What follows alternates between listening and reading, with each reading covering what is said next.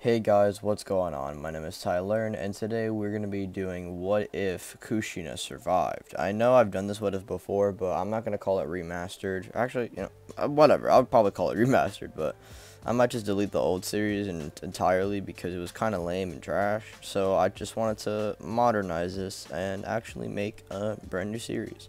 With that being said, ladies and gentlemen, let's just get right into it. You guys already heard the intro. Hope you guys enjoy.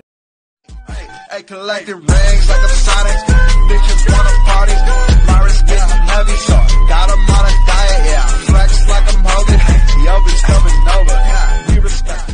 Alright, so in this timeline, Kushina does not get hit by Kurama. Rather, it's just Minato, and Minato would sacrifice himself in saving Kushina by giving her half the Nine Tails so she could survive, while also giving the other half to Naruto. Kushina would survive just barely, and after recovering for a few days, and while Hiruzen was actually taking care of the baby, this would lead into Kushina raising Naruto, and Naruto actually being raised, and even though people look down upon him, Naruto doesn't care due to him actually having a person that he can talk to, and that being his mother. And this would lead into Naruto still wanting to become Hokage, and I do believe Kushina would tell Naruto about his father. Since in my personal opinion, I think Kushina hiding that fact is kind of dumb, and I don't see why she would do that. And with this would lead into Naruto probably being more motivated to become Hokage due to him realizing that his father is the fourth Hokage and he died to protect the village and Naruto and Kushina specifically. Personally, I think Naruto would be trained by Kushina and he would learn to control his chakra and actually manipulate it at a very young age before he even graduates at the academy. And I'm going to say Naruto is held back for a few years just so Kushina could train Naruto, and this would lead into him passing with flying colors. And as for the Mitsuki thing, I don't think Naruto is going to be manipulated here due to Kushina probably teaching Naruto to not, talk or associate with strangers. And with this would lead into Naruto just completely ignoring Mitsuki, and Mitsuki probably either trying to steal the scroll himself or getting bodied by Hiruzen. If he doesn't escape, he gets bodied by Hiruzen, and if he doesn't, then I guess he just runs away, but honestly, who cares? With that being said, this would lead into Naruto training and actually joining Team 7. Sasuke and Naruto establish a rivalry, of course, and Sakura doesn't hate Naruto due to Naruto probably not being the goofball that he was, rather being a motivated ninja and actually a hard worker, and Sakura can maybe admire that. So rather than hating Naruto, she rather probably likes him in this timeline. I think she would like this Naruto. But anyways, this would then lead into Naruto and Team 7 introducing themselves, and then Kakashi starting with the bell test. And Naruto in this timeline would actually manage to hold his own due to him actually having some hand-to-hand experience. Kakashi and Naruto would have probably met, and Kushina would have told Naruto about Kakashi. And with this would lead into Naruto and Kakashi already knowing each other and being aware of each other.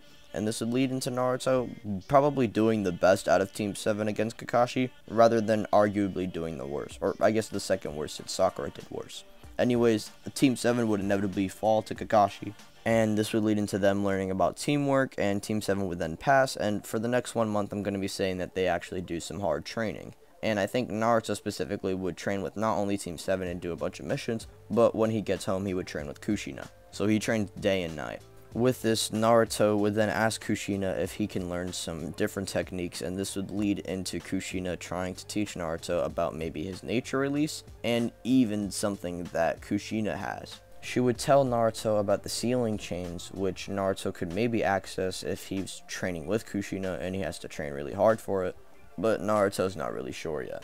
Kushina would just say that they'll just take baby steps, and Kushina would then teach Naruto about his nature release. As we all know, Naruto would unlock his wind affinity, and I think Naruto would just learn a basic jutsu like the wind style Gale Palm. As for the Land of Waves arc, I'm going to say the changes are kind of minimal thanks to Naruto having a new jutsu, but that's really all that is. And the only thing that really changes is the ending, where I'm going to say due to Naruto being aware of the chains and Kushina being influenced here, I think Naruto having the chains is honestly a pretty cool concept, and I think him not having the chains in a what if where he has someone who's his mom who has the chains herself, it's kind of wasted potential in my opinion, and I want the chains to be established really early on, as Naruto's going to be implementing them a lot later on in the story, just like how he's using Kurama. The learning curve for the chains will be similar to that of Kurama, and so I'm going to say here when Naruto awakens Kurama against Haku, he would also awaken the chains, which would absorb Haku's chakra. And with this, Haku would just not have enough strength to try and save Zabuza, and with this, Kakashi kills Zabuza, and Naruto would manage to finish off Haku. Due to the chains draining his energy, Naruto's last punch, which wasn't intending to kill Haku, would actually kill Haku unironically, due to him being so much weaker. Now with that being said, when Gato and his men arrive, Team 7 would just unite and power up and defeat Gato's men together. And Sasuke would be revealed to be alive, and Naruto would obviously lose the Kurama form and be completely drained of his chakra, and Sakura would be Sakura.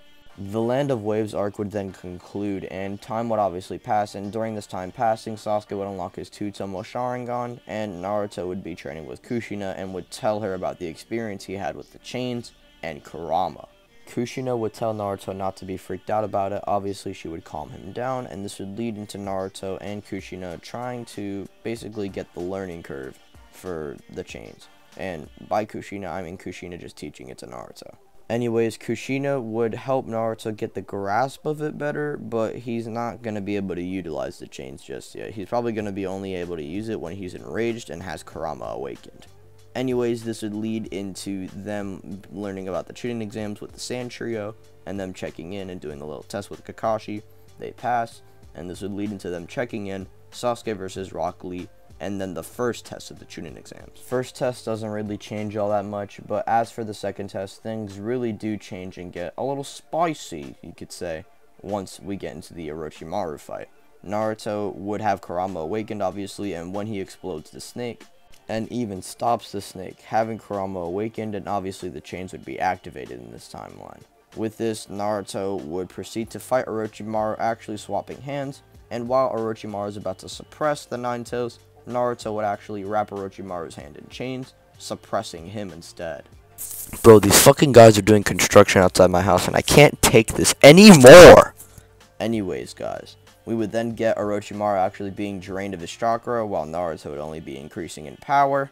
And with Kurama's influence and the chains, Naruto would just be whacking Orochimaru's head in, allowing Naruto to actually make Orochimaru way slower than his cannon self, allowing Sasuke to react to Orochimaru when he tries to get the jump on him, and basically preventing the whole curse mark thing from happening.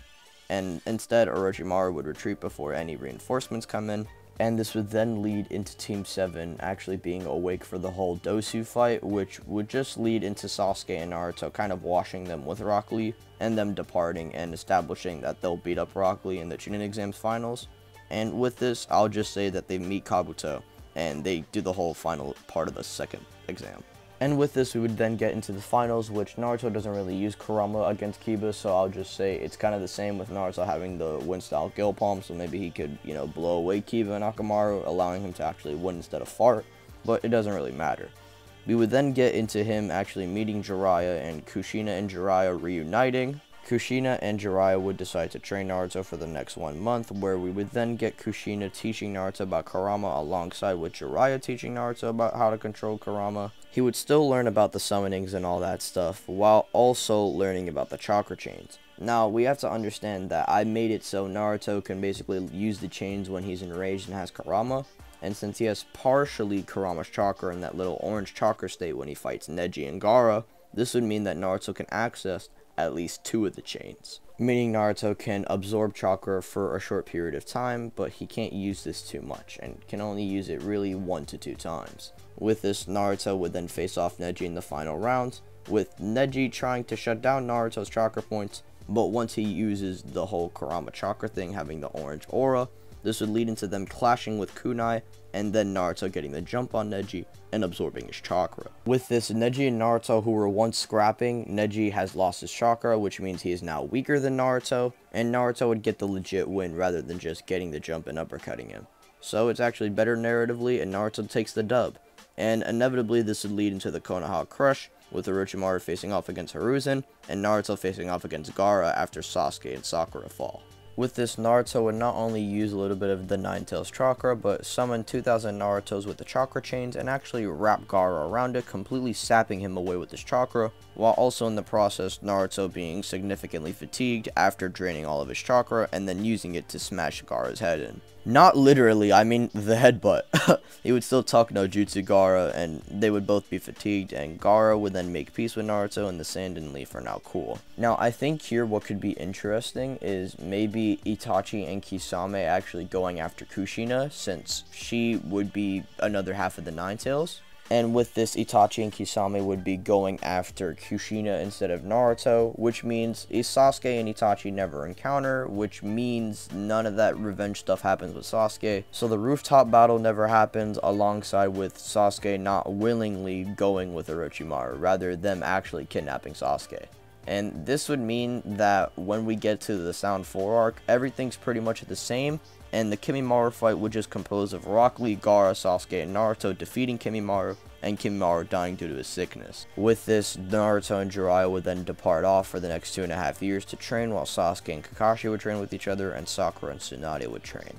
Naruto, during the 2.5-year gap, would be learning about the chakra chains as he's progressing with the Nine Tails chakra, and this would then lead into Naruto obviously being way stronger than his Shippuden self due to him having these chains. Naruto and Jiraiya and everyone else training for the 2.5-year gap in preparation for the Akatsuki and basically all of Shippuden, where we would get Naruto learning the same things as he did when he was first training with Jiraiya in canon, but this time he's obviously going to be able to control his chains a little better.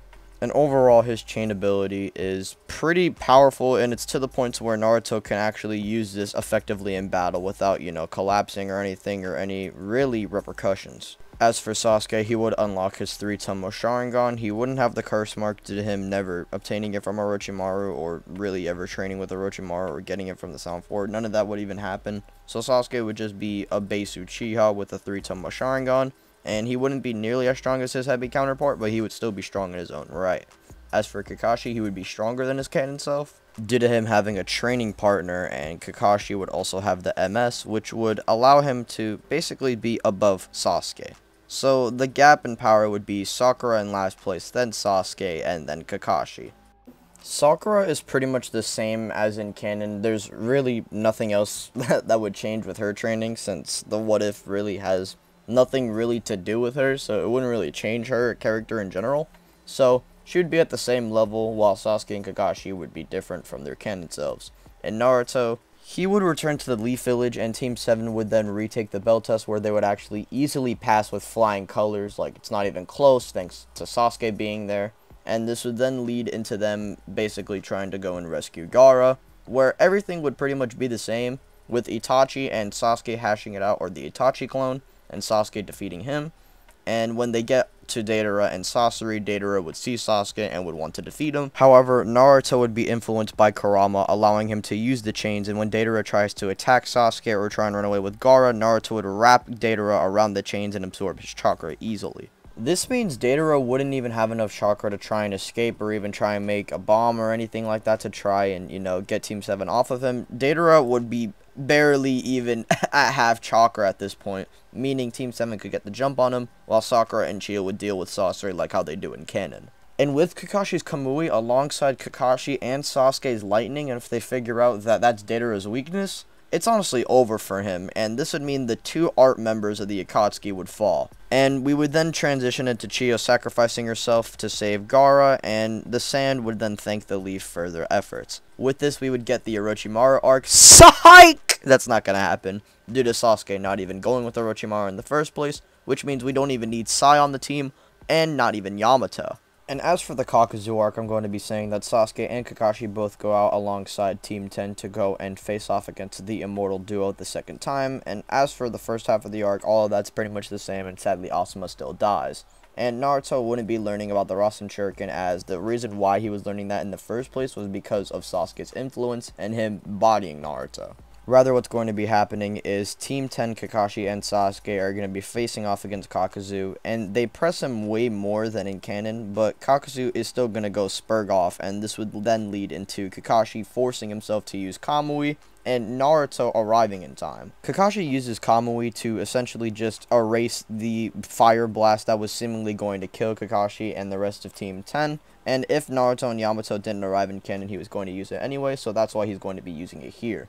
And with this would then lead into Naruto, rather than using the Rasen Shuriken, would use his chakra chains to basically weaken Kakuzu, However, Kakuzu would use the last bit of his chakra to basically make a huge explosion to distract Team 10 and the rest of the Konoha Ninja, and basically allow Kakuzu to escape. Meanwhile, Hidan would be getting dealt with by the likes of Shikamaru, and Hidan would be defeated. However, Kakuzu would survive in this timeline, and he would report back to Obito and Pain basically everything that had happened. With this, Pain is deciding that he must go out and try and pursue the Nine Tails himself, and this would then lead into Itachi deciding to try and lure Sasuke away from the Leaf Village. That way he can, basically interact with Itachi so he can give him the Mangekyo. Because as we all know, this is Itachi's plan all along. And with this, Itachi would send out a crow to the Leaf Village, basically alerting Sasuke to come to the Uchiha hideout. And Sasuke and Itachi would basically have their fight, with Sasuke going out in the night and Kakashi pursuing after him since he would notice him leaving. Kakashi lets them have their fight, but when Sasuke launches the Kirin and the whole Susanoo thing happens and Itachi collapses,